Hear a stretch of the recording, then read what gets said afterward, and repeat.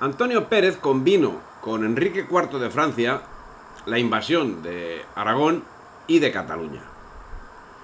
Tropas bearnesas llegaron el 9 de febrero de 1592 hasta Viescas, sin encontrar ningún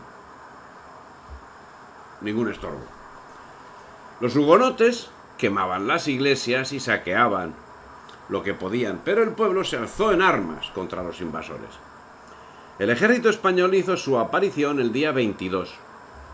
Se libró batalla de la que los bearneses salieron maltrechos. El apoyo de los naturales, el apoyo de los aragoneses, fue esencial en el desenlace, porque les parecía que con este atrevimiento ponían Antonio Pérez y sus amigos una nota de sospecha, de infidelidad, de actuaciones contra la religión y actuaciones en contra de la monarquía, acudiendo voluntariamente y con presteza a afrontar los peligros que les deparaba la invasión. Antonio Pérez no refiere justamente estos hechos en sus relaciones, pero son hechos que están al alcance de cualquier curioso.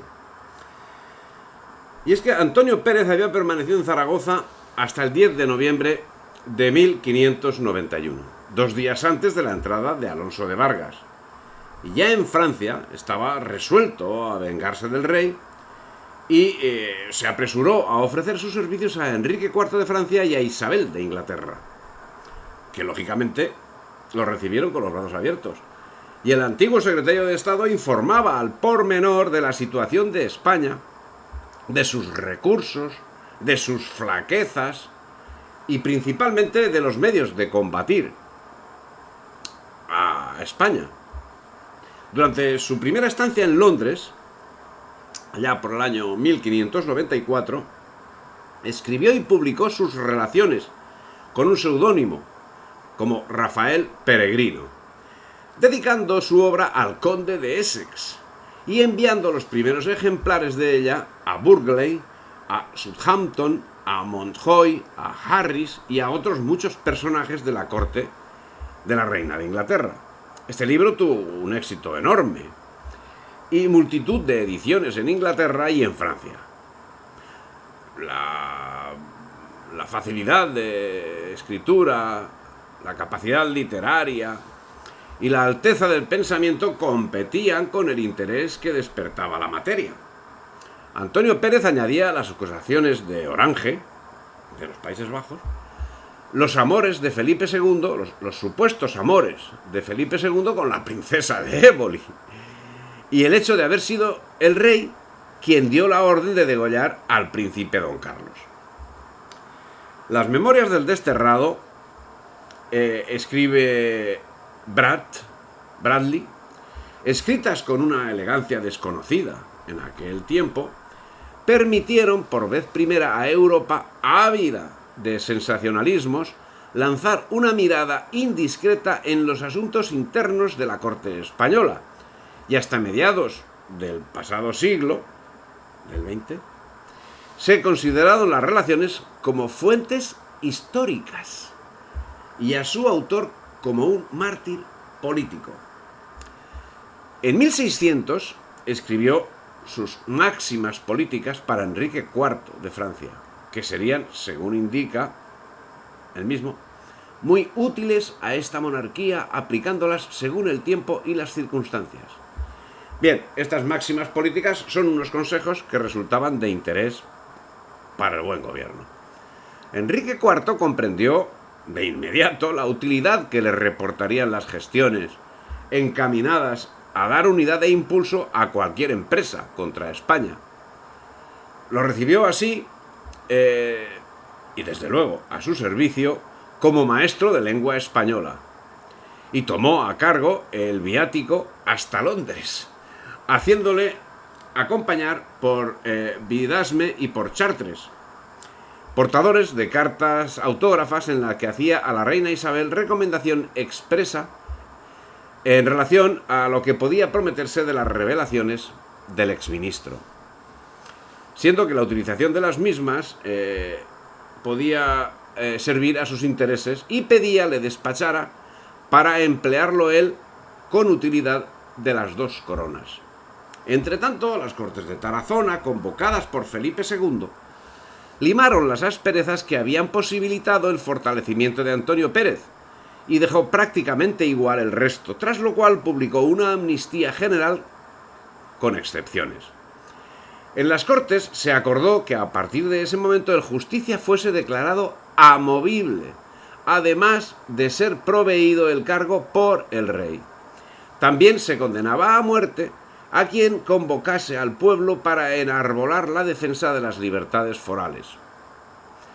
Bien, sosegadas todas estas cuestiones, el rey descargó a Zaragoza del peso que le reportaba la presencia del ejército, y se lo llevó.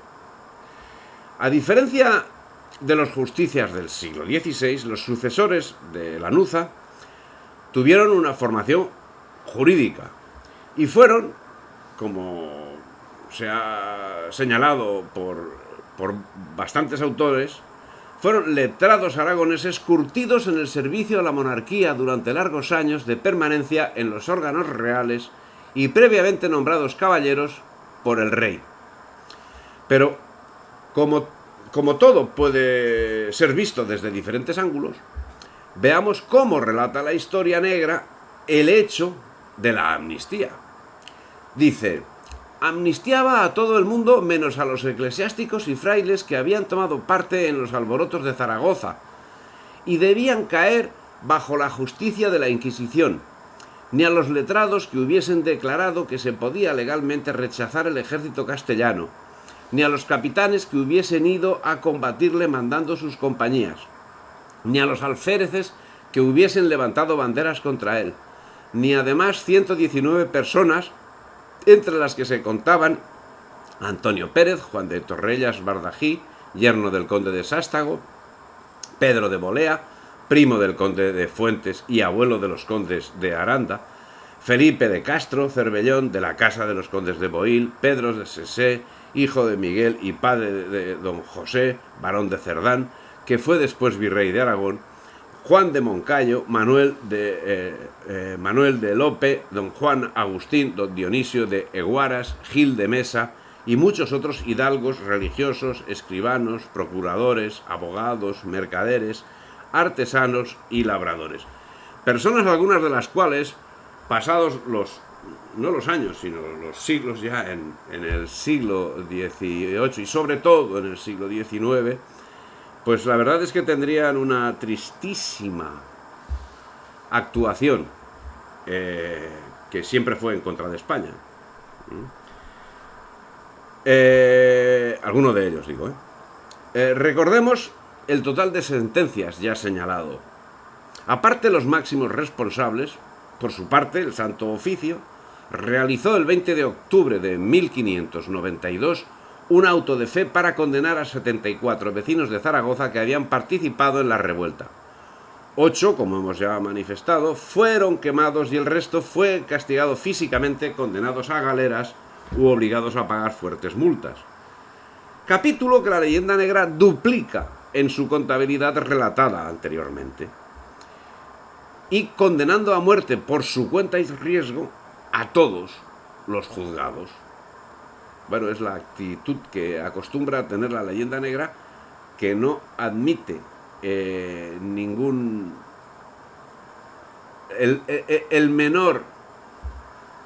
la menor investigación sobre el asunto.